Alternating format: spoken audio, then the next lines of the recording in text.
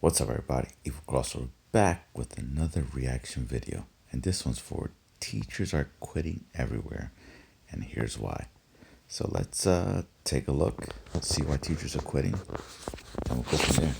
Make sure we're liking, subscribing, following for more reaction videos, and definitely leave a comment and let me know. Are these real reasons why teachers are quitting? Let's get into it. So yesterday morning, I sent out emails to all the parents of my students who were failing my class. It was just like a vague email of like, hey, by the way, your student is failing. These are the things that they're probably missing, like major assignments that we just did. We have a test this week. I'm giving them a study guide, yada, yada, yada. Here are some of the responses I got. First off, I had a mom upset that I didn't send individualized emails. I don't. We already started off sending individualized emails for just quick, updates on assignments and, things going on. Just one-on-one emails. Have time for that. Most of them are, failing for the same reason. So it felt okay to just be like, hey, check your kids' grades. My son was gone for 6 days. Can he be excused from the assignments? No. Also, they didn't tell me who their son was. They just said, can my son be excused? So somehow I'm supposed to magically know who everybody's son is. Wow. I work almost 50 hours a week and I am in school. I don't have the time to monitor every lesson or review study guides with my child. Okay. Sorry. Okay. How about you do a little parenting and double check their work? What's so hard about that? What's so hard about just check sprinkles of here and there, at least checking? If you're doing all that work, we get it. You got to feed the family, but a little bit of just a little bit of work on your part. Can you give student new copies of the assignment? He says he's lost them. So I did. An hour after school ends, he lost them again. Please email me the files. I watched him put them in his backpack. If my daughter puts her head down, just be stern with her and threaten to call me. That usually works. No, ma'am. These are 7th graders. That's a 1st grade kind of thing. I'm not going to do that. My child normally has straight A's. I asked her what the issue is with your class, and she says she can't teach. So there's some sort of disconnect happening somewhere, and that is something you will have to figure out with your students. Wow. So the child doesn't want to work in this class, and now it's the teacher's problem, and the teacher needs to get it going. Yeah, okay. Okay. My son says you told him to grab the assignments from the absent crate, but he doesn't know where that is. I need you to put together a packet of the assignments he is missing. Excuse me? Wow. What's the crate? Yeah, the crate's right there. It's right there. I will not be doing that. I don't know what conversation you need to have with your students about the work that is not getting done, but I can't do your job. Yeah, I tell them every day, turn in your assignments. So there's only so many times I can tell them that. This one's great. Sent at 12:57 a.m. last night. Is there a tutorial on how to submit assignments? We can't figure it out. It is not the first time we've turned in assignments online. Wow. So. This is crazy. Like, these kids should know how to do this. This is the day and age of technology, bro. Like, they're not wanting to do it. And the parents look like they're not wanting to do it either. Like, just get on the damn thing and submit the assignment. Call it a day. I know these are quite tame, but boy, it makes me second guess whether I really need to send out an email because, whew. This is why teachers are leaving the industry. This is why you have a lot of teachers that decide that they are going to quit. It is insane. And according to the learning policy of institution, right? The learning policy institution, right? This is an article that they published just last year. We currently have 411,000 positions that were either unfilled or filled by teachers not fully certified for their assignment. So what that tells me is you either have a lot of teachers that are just not, qualified for the roles. I'm not talking about her specifically, right? I'm not specifically talking about her, but a lot of people, within the industry are either just there filling their roles trying to make money, or truly they just don't really, they're just doing it just because they need a paycheck, whatever the case is, right? Because we've seen this happen for a very long time. But the biggest issue that we're seeing right now within the education system seems like, for me, from my perspective, right, seems like the parents, the adults, the children's parents. And that's been an issue for a very long time. It's always the issue. It's always the issue. Some parents just don't want to do anything. They want to just say, it's the teacher. The teacher needs to get that done. The teacher needs to send those assignments. The teachers need to turn in those assignments for them. You need to locate this. You need to resend this. No, it's not my job to check my son's work. You check the work. Oh, but they're failing. Well, why are they failing? Because they didn't do the damn work. The fact that she sent these emails saying that, hey, your kids are struggling, they're doing bad in school or whatever, they're not passing their classes or whatever. While this could be an issue from the teacher, why not immediately talk to the child and address it with the kid first versus talking about all the issues that the teacher is doing? Emails I have got. He's right. If it's an assignment that my son's missing, we're like, yo, what is going on, bro? What is going on, dude? Where's the assignment? Can't find it? Let's go on your computer and find out. Let's see what we got to submit here.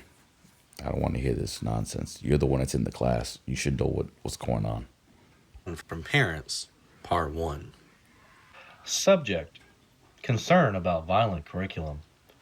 Dear Mr. Major, my son came home very upset because you are teaching about wars in history class. We do not expose him to violent content in our home. We only allow PG movies and we skip the battle scenes in The Patriot. I do not understand why you feel it is necessary to discuss World War II in such graphic detail as countries fighting. Could you please focus on more positive historical moments? Perhaps crazy. Baking traditions in the 1940s or fashion trends instead of conflict? Thank you for respecting our family values. A concerned parent. Second one. Subject: temperature accuracy in your classroom. Mr. Major. Oh my God. My daughter informed me you are teaching something called the Cold War. She says there was no actual snow involved. This feels misleading. If there was no ice or freezing temperatures, why call it cold? Wow. This seems like false advertising and confusing for students. Please clarify really whether thermometers were involved, and if not, perhaps consider renaming it to avoid misinformation. Wow. Regards, parents are really saying this. Parent who values accuracy. Third one. Urgent. Economic indoctrination. Mr. Major, after your lesson on post-World War II economics, my son asked at dinner, what is consumerism? This is extremely concerning. We do not use words like that in our home. We simply buy things because we need them, and sometimes because Target had a sale. I worry you are encouraging my child to think critically about economic systems. Oh my God. Please stick to safe topics like state birds or the branches of government, but not too deeply. Sincerely, a very alarmed parent. You know what I mean? Like, that is the problem. Crazy. Because guess what? It won't resolve it. You can sit there and say, oh, it's the teacher's fault, whatever case is. But in reality, and while that does happen sometimes, let's not make it seem like it doesn't happen at all. But while that does happen, most of the time, it is the kid. So until you are able to accurately address the situation, it will never truly be fixed. But this is insane. There's many other situations. The weirdest angry email I ever got from a parent when I was a high school teacher was at the beginning of the year. I send out a welcome email saying, welcome to my class. I'm glad that you're here. Very generic, very unproblematic, and it was to everybody, not any one student in particular. And I got an email back from a mom, and this mom is irate, absolutely berating me for how unprofessional I am, how the breach of confidentiality. It was just weird, just laundry list of very mean insults she was hurling at me. And the reason was because her daughter had me last year, apparently, and she wasn't complaining about my teaching last year. She was complaining about the fact that she received this email where she doesn't have a child in my class anymore. Her daughter was last year. That was so unprofessional and absolutely unacceptable, and she decided to just unleash that on me. And I'm very confused because doesn't make sense. Teachers normally get a list of students that are in the class. They double check everything, make sure they're in the right grade, supposed to be in their classroom, and then they send out the emails, welcome emails or whatever. So this seems kind of fishy. Not only is that a completely disproportionate response if that had happened, but how would that have even happened? I sent the email out on my current roster. So I take the time to manually go through every single student, and I had over 150 students, so this took a while, every single student to see if somehow her email got mixed up into somebody else, because I'm confused on this too. And then I found it. Y'all, it was her son. Wow. Her daughter had me last year, yes, and now her son has me. So I emailed this woman back going, hello, name. You are correct. I did have daughter last year. I now have son. Have a great day. Got him. Never heard back from her. Yeah. I was just about to say, probably didn't write back. So every guys, but Idiot. yes, many different reasons. I'm not gonna dive super deep into it. We got many stories that we can cover about this. There's even shortages as well from the teacher perspective. You even have enrollment going down across the board as well. All right, you guys. So they just told us that in our district we are getting rid of a bunch of teachers due to budgeting. So I just want to know if any other states in the country are experiencing the same thing. In certain states, right? Certain states are going through different things. I'm not saying that every single area is going through this, but of course, I'll include more clips in here for you guys to enjoy. Let me know what you think about this within the comment section below. Remember when we were really worried about class size and schools were getting so crowded that we had those temporary trailers in the back of schools, and we were also building new schools to accommodate all of the students? Yeah, what happened? Things have changed. There is a new trend happening in public schools in our region and around the country with declining enrollments. We are going in the opposite direction. And the I-Team has been tracking what's been happening in some of our local school districts, and we are seeing declines of 1 to 2%. And while that may not sound like a lot, it can cost millions of dollars for each of these school systems. That can mean fewer teachers and, in some cases, districts right-sizing by closing school buildings. So the I-Team looked at preliminary numbers that are in for September and October, and here's what we found in our region. Fairfax County Public Schools, the largest school system in the DMV, has lost more than 3,000 students so far. Wow. Montgomery County Public Schools, the largest school district in Maryland, has lost more than 2,000 students. Loudoun County in Virginia lost more than 1,000. Prince William County comes in right behind them, and Arlington, which is a much smaller school district, lost more than 300. While we don't have the data yet to explain why we're seeing these declines in enrollment, we do know that it means less money going to these school systems, less federal and state funds, meaning they need to depend more on their local funds. That's what's happening in Loudoun County, where they are blaming a $7 million deficit on lower enrollments than they anticipated. There is another side to all of this. That's crazy. Evidently, we're having fewer babies.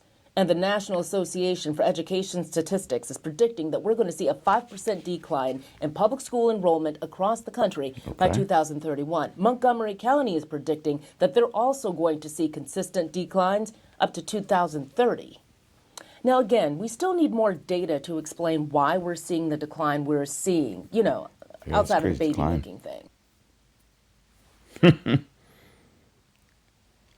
That's funny. But yeah, definitely teacher shortages. I guess the babies are, not that many babies are popping up. But let me know. Let me know if you have any stories like this, or if you're a parent that does send these kind of emails, or if you're a teacher and you've gotten these emails from these students' parents not knowing what is going on in their kids' lives at school, not turning in homework, don't even know the homework, or say, let your teacher teach you and call it a day. And don't bother me at home because I work too much or I don't know what the hell's going on. Well, definitely, if you like this video, hit that like, hit them follow, hit them shares, leave a comment, and we'll catch you on the next one. Peace.